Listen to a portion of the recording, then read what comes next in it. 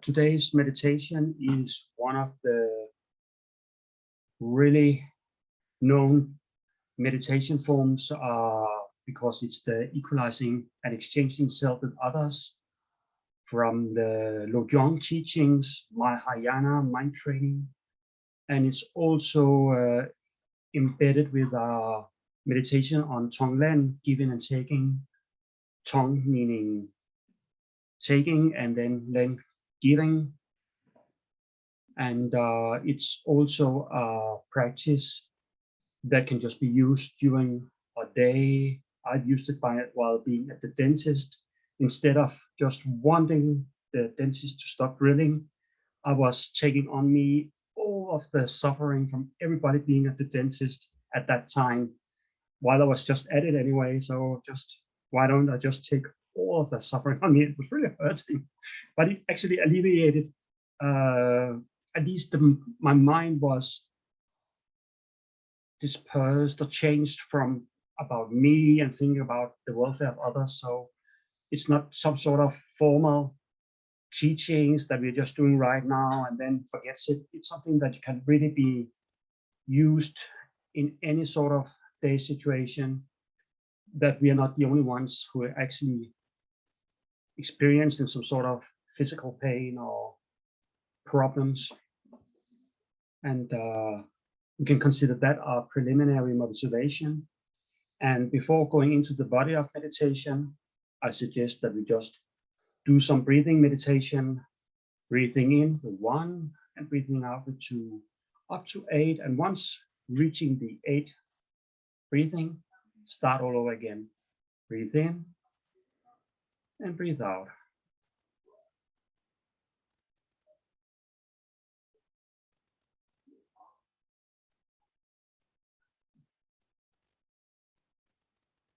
Make sure that you have the clarity, the awareness on the breath. And if your mind strays away and you think about what's for dinner later in the evening or work at tomorrow, you will use your mindfulness to get back to what you are doing, the purpose, the breath.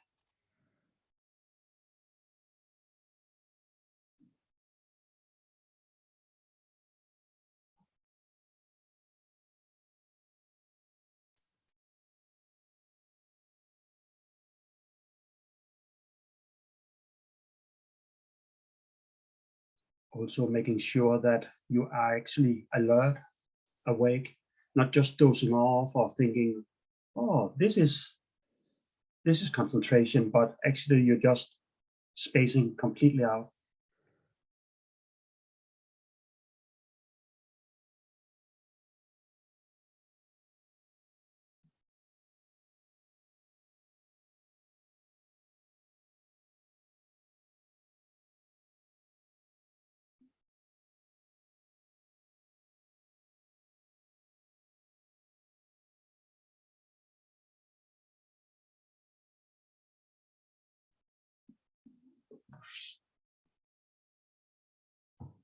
And we will go to the refuge prayer for Lama Tsopa and his well-being, his health.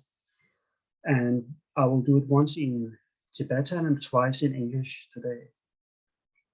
Sangye cherang soke tokam la, janju padu dagi kapsuchi, dagi jin soki pisananki, rola pense samge dropaksho.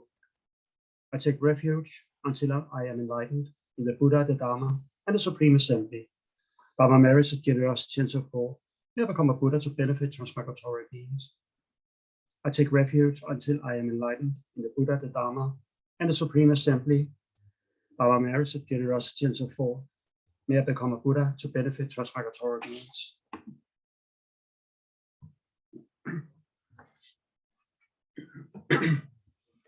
With this Mahayana mind training practice and thinking that we are on the Mahayana path, we will go to the motivation, creating an altruistic motivation. Thinking we are not only trying to refrain from harming sentient beings, but also thinking may we benefit sentient beings. thinking that you take upon you the responsibility, and it's not just for some sentient beings, it's for all and everyone, even those who are difficult to love, those that you don't know.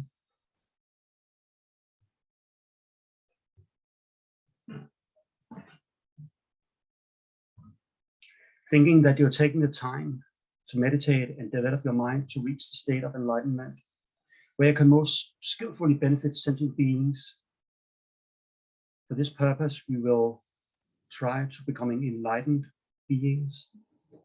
And then, upon finding the complete enlightenment, we will try to benefit, and we will benefit sentient beings so they can become enlightened as well.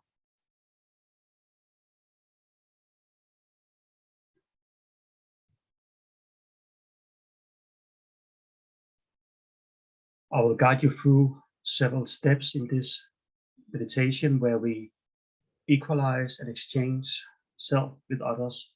Self understood as our self, the I, which leads to me and mine, this innate view of having our self from its own side, crystallized in time and space, where we actually think about others' well-being,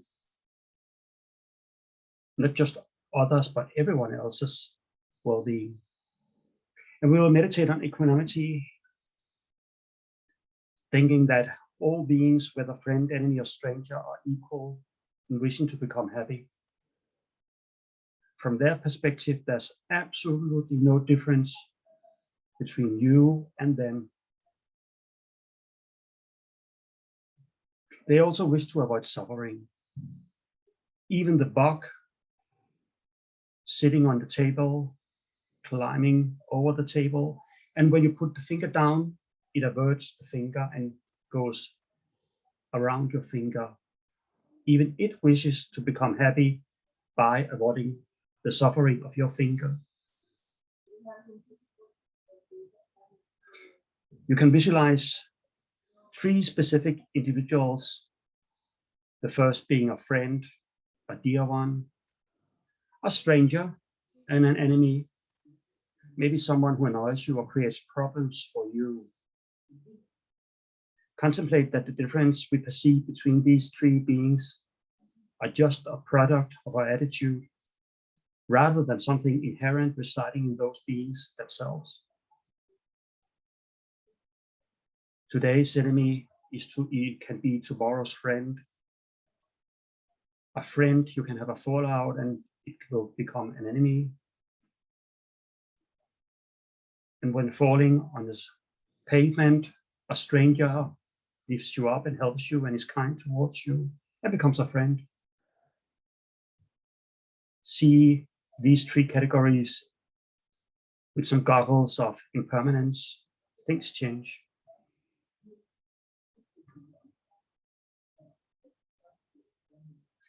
When thinking about these 3 specific individuals in your mind, think of the types of relationship that you have had with these 3 beings.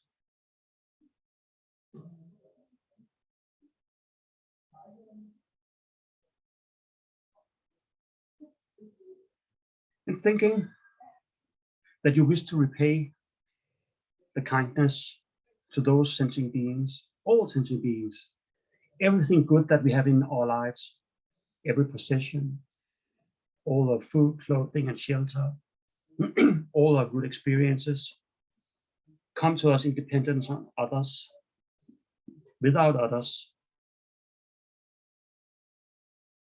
we would have none of these things. They work so hard that we can have the good things in our lives.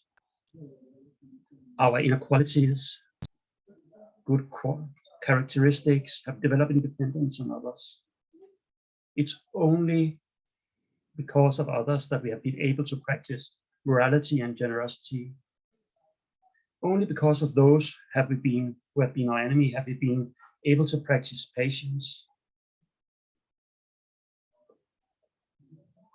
Only because of practicing these virtues have we received their good results, a human rebirth, our own qualities of ethics, generosity, and patience.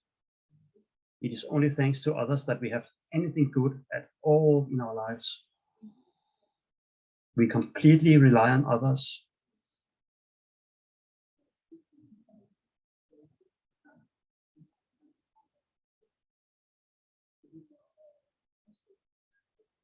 You can even think about a harsh teacher that you've had, but from whom you actually was taught a lot, whom you actually respected, although they were really tough on you.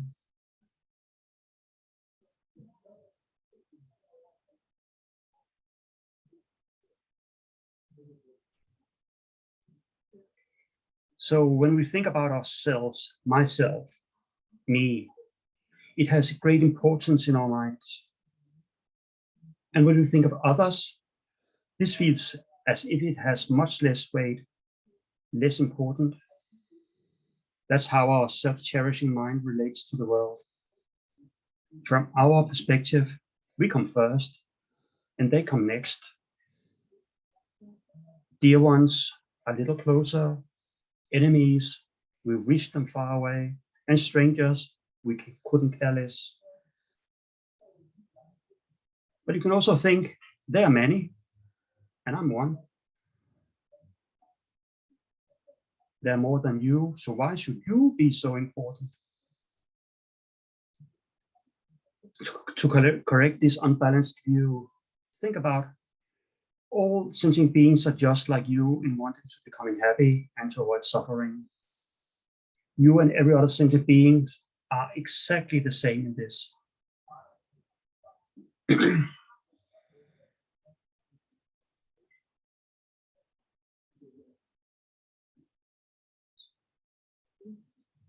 Taking a step further down into the understanding of self and others, and the disadvantage of cherishing yourself rather than others, thinking that all suffering in the world comes from the desire to obtain your own happiness only. All problems, all suffering comes from the self-cherishing thought. Our rebirth in the lower realms, every time someone accuses us of something we have not done, all the harm and suffering of something we have not done, something that we have experienced for beginningless time, have come to us because of the self-cherishing thought.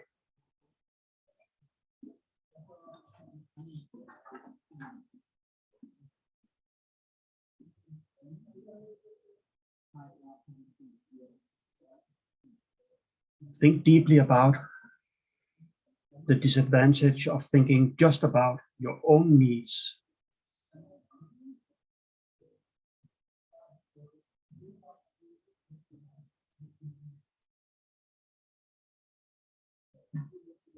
And also think about the advantage of cherishing others.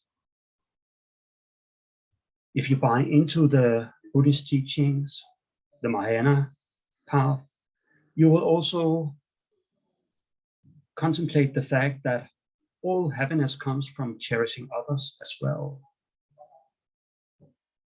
Cherishing others leads to happiness, to the elimination of problems, wealth, wonderful experiences, a good heart, liberation, enlightenment.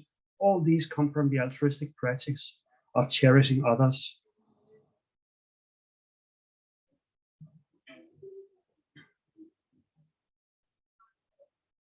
This doesn't imply that you should completely forget about yourself and your own needs and completely not do anything good for yourself. But it's just the thought of always putting yourself first on the expense of others and not ever even contemplating others instead.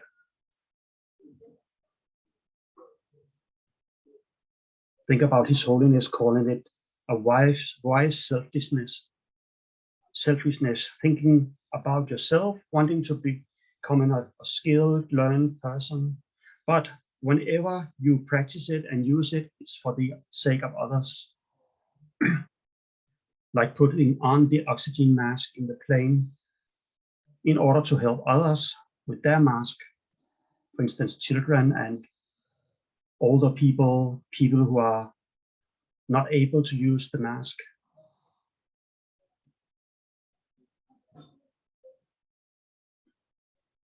Think about when you were a child at a birthday party, when they cut the cake. Wonderful, delicious cake, which looked divine from its own side, almost like begging you to eat it. What was your first thought? The first piece of cake. Who gets to get it? You? And if you didn't get the cake, how did you respond to it? Think back to the words of Venerable Vina, thinking that when attachment doesn't get what it wants, aversion arises.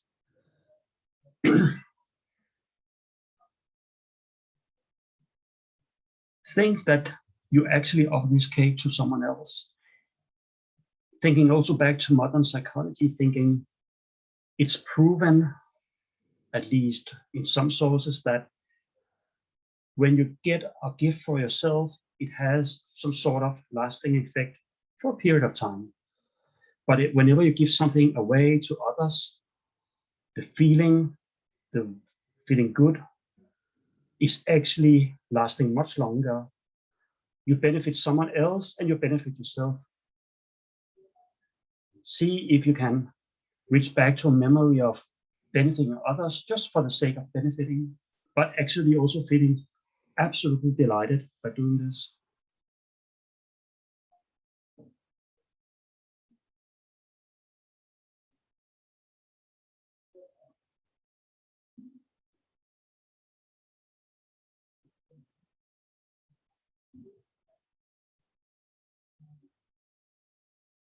And now think about those three persons that you selected, these three archetypes of friend, enemy, and stranger, thinking that they are suffering, and whenever you think about their welfare, you take upon you their suffering. May all their sufferings of hunger and thirst ripen on me. May all their suffering of pain and ignorance ripen on me. May their illness, depression, difficulties, and problems, may it ripen on me.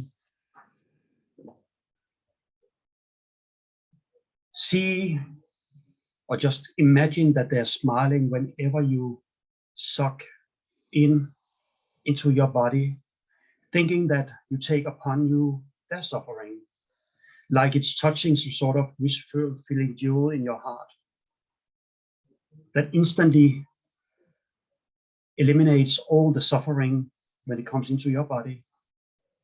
So you're not taking their pain so you get ill and die. That's not the purpose of this Tonglen meditation.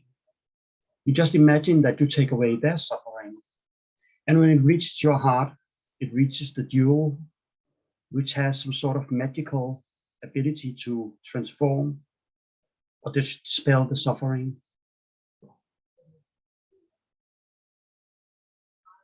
And now think that once you breathe out, all the dark smoke that you take away from these three archetypes, it turns into white, purifying light, full of blessings and bliss, and you return it to them and they're smiling even more. Take 3 deep breaths, imagining that you take in this dark smoke, the pollution, reaching your heart, and it just changes, transforms into happiness, and you give it back to them.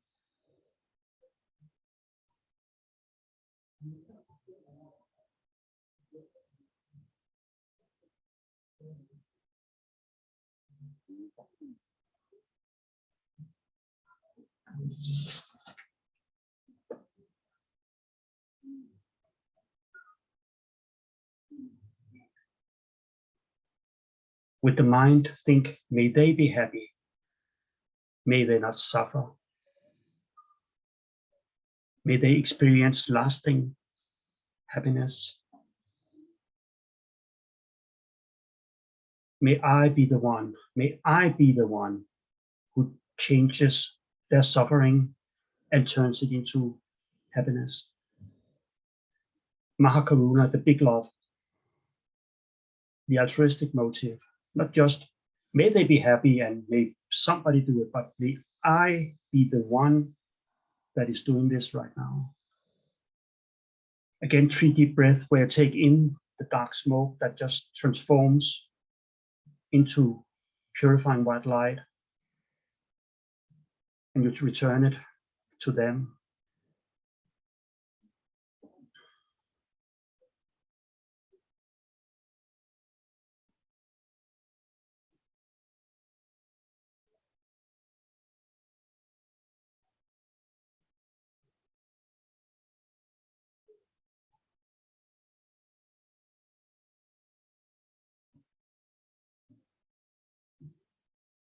You may think, oh, it feels wonderful to be giving them their happiness. But consider that you took the pain upon you from an enemy who doesn't say thank you, who gets upset with you for interfering in their lives. Would you still be able to think, I will still continue benefiting them? Do you want some reward for being so beneficial to them? Consider being a person who, regardless of what sort of reaction, feedback, reward they get, they just give away. It's a huge gap from where I am up to that person. But I am on the Mahayana path. And I just rejoice in helping others, in feeling good, the wise selfishness. And I will just keep going, keep moving, and thinking maybe someday I will benefit the enemy who might even insult me when trying to help him or her. And I still just keep going, helping them. That's the bodhisattva path. But rejoice in you having come this far already. It's auspicious, it's wonderful.